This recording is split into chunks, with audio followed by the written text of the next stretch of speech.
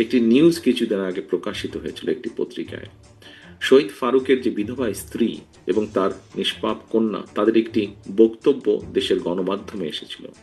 শহীদ ফারুকের স্ত্রী বলেছিলেন, আমার স্বামীর কথা কেউ বলে না, কারণ সে ছাত্র ছিল না, ছিল শ্রমিক। আর শহীদ ফারুকের 8 বছর বয়সী কন্যা ফাহিমা তার মায়ের কাছে জানতে চেয়েছিল, সেই নিউজের মধ্যেই ছিল যে জানতে চেয়েছিল, আম্মু, ওরা আবু সাইদ ওয়াসিম মুগ্ধের কথা বলে, আমার বাবার কথা কেন বলে না?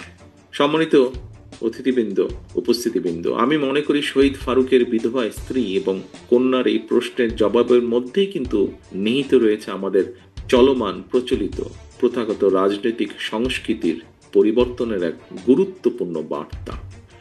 শহীদগণ শুধুমাত্র কিন্তু একটা সংখ্যা নন, কারণ একটি প্রাণের সমাপ্তির অর্থ হলো একটি পরিবারের মৃত্যু, একটি স্বপ্ন সম্ভাবনার অবসান।